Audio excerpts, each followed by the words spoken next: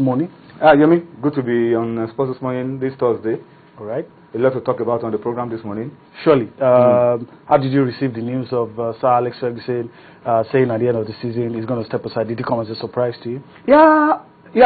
I was taken aback a little bit because although a few seasons ago he dropped the hint that he will probably stay 2 or 3 more seasons, but when he decided to continue, when we thought he was going to retire, and he continued, I felt that this man can't live outside of football. So I felt he was going to go on and on, probably go on forever. But the news came as a surprise. But I think this is a wise man. Okay. He has chosen the right time to call it quits. To retire from the game. Just led United to the 20th title. They are in very good shape. The club has become a dominant force. The shadows of Liverpool not on them anymore. Yeah, I mean they have become a dominant force. They are the best team in England. In England, looking at the titles they've won. That's it. And this is a man plenty of appetite for success. Transiting from a player who was above average into the most successful football manager in the United Kingdom. And as we were saying last night, we probably even need to think a lot deeper in world football to find a manager who has been successful. Based on what you just said now, let me play devil's advocate a little here. And a lot of people have said this man had so much time, and that was why he was able to achieve. First 6 years he didn't win anything. He was on the job. First couple of seasons he didn't win. He didn't win anything. But once he started winning, substantial. But once he started winning, and it became a pattern. It became and he was able a habit. He was able to upstage Liverpool. Liverpool had the record most of us thought. So considering the amount of time he had, do you think the next manager will have that amount of time? Well, thankfully, he will stay on as a director at Manchester United, and I'm sure that somehow his shadow will still be hovering around whoever the new manager will be for a while. For a while, yeah. And that will help to ensure some certain level of stability. Modern football has grown in leaps and bounds in terms of impatience.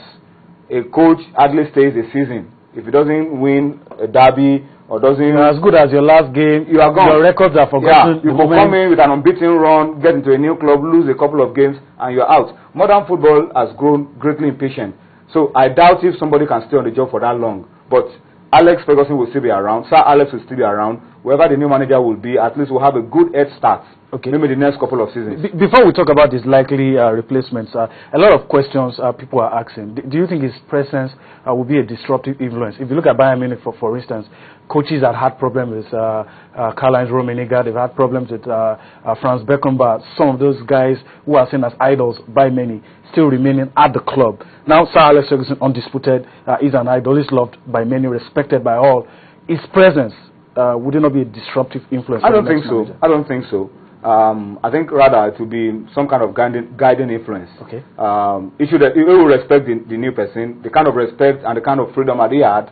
I'm sure it will want the next manager to have, and give him some ideas on how he can go on and achieve a few things as well for the club. I mean, he has set some standards that look very, very difficult, but when you don't give an opportunity to someone, you don't know whether that person can even do better. You never know. Like the man we just saw in our picture, Pep Guardiola, if anybody told us back in 2008 that he would achieve all that he did, 14 trophies and in about 3 seasons, we'll say no. So let's talk about his likely replacement. Before we came on in, we're getting feelers that it might likely be one man. One man, most of us had an indication will be. And let's talk about David Moyes.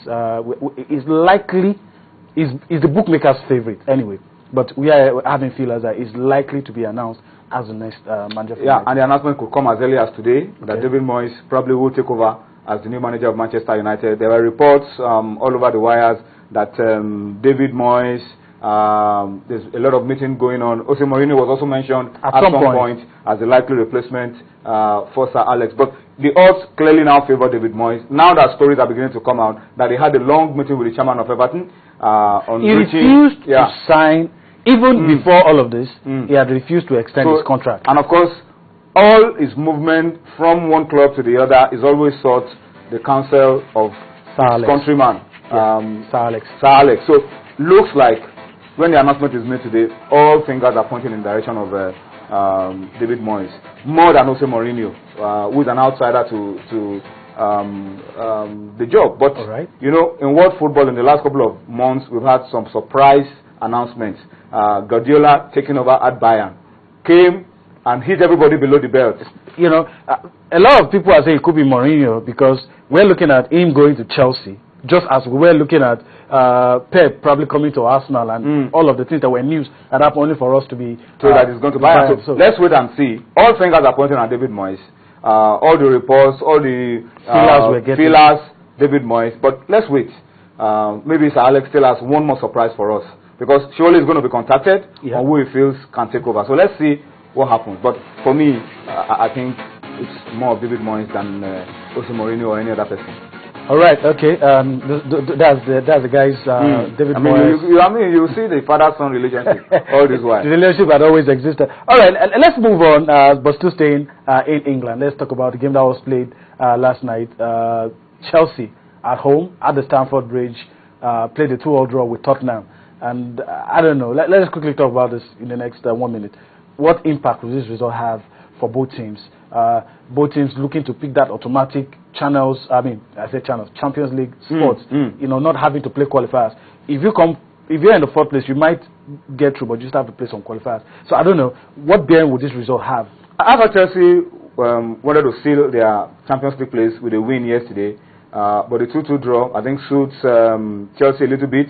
They have their next game away to Aston Villa, their last game at home to Everton. Tottenham have their next game away to Stoke. It's a difficult place to be because Stoke are also still not very comfortable. And we have Tottenham against Sunderland in the last game.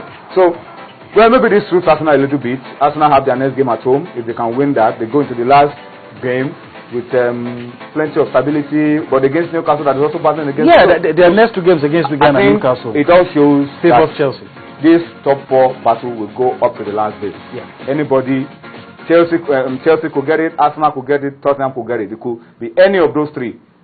It will go right down to the wire, and I think it has to the excitement that the English Premier League provides. All right. Okay. This is what we're talking about. Attention, Sports Minister Bolaji Abdullahi, Nigeria national under 12 baseball team have qualified for a competition in which they are the only black nation in that competition. The International Baseball Federation, IBAF World Cup. But the story is taking place in Chinese Taipei in July. The story is that funds could hamper their participation. Yeah, they need 6 million. Up till now, it's not forthcoming. It's 3 months to the competition, and we're asking that this is a unique opportunity for young boys under 12. They stand the risk of missing out of this once-in-a-lifetime opportunity to represent Nigeria at their early ages if funds are not provided. They need 6 million naira. And if indeed we're serious about sports development from the grassroots, I think things like these are what... If we intend to be a multi-sport nation, not just football alone, this is the time for us to stand up and be counted. And that's the appeal to the sports minister. Show that indeed it is not lip service to sports development, particularly those in schools, kids in schools. Let's show that we can match our words with our action by ensuring that these boys or girls don't miss this opportunity to rub shoulders with the best kids in the world in that baseball. We cannot overemphasize the impact of things like this on youth development. Takes people off the streets, and it does a lot of things. But this is hoping that the sports minister will heed our call and do what is necessary for this. Let's talk about something that is heartwarming. That is good, and that's what you have on your screen. NFF rescinds decision to pull out of CHAN. When the news broke, the NFF told us that they were broke, and because of that, these guys will not be participating. For most of us, it was sad news. But now we are happy that there's a change of mind. Yeah, because we've invested so much in the home-based players.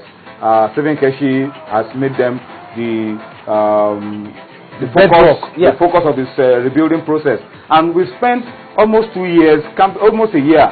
These guys have been in camp virtually every time, all through the year. They've played friendly games all across the world, United States, in South America, in Europe, in Africa. They've played friendly games. And now an opportunity for us to really gauge how well they've developed. You want to pull out. But I think reason has prevailed. Now they will be part of the CHAN. But it's not done yet. This game is supposed to take place in June. when the Eagles have a busy schedule for the Confederation Cup, for the World Cup qualifiers. So I still expect that the NFF will tell CAF exactly when it will be free for us to play, maybe in July, because in Nigeria now, home-based are a major part of our senior national team. So if we want to use our best players, we need to have that break. Not play in between the busy schedule. June 21st, for example, we should be in Brazil. We can't be in Brazil and be playing CHAN qualifier because we have the same coach for the team. So unless, of course, we're going to second another or we divide Keshi into two. All right, and send one half to... or maybe one of his assistants. No, but I think the best thing for us to do is write to CAF now that, look, let's move this game to July because we have a busy schedule so that we can take advantage of the home-based players who are regulars in the Super Eagles of Nigeria.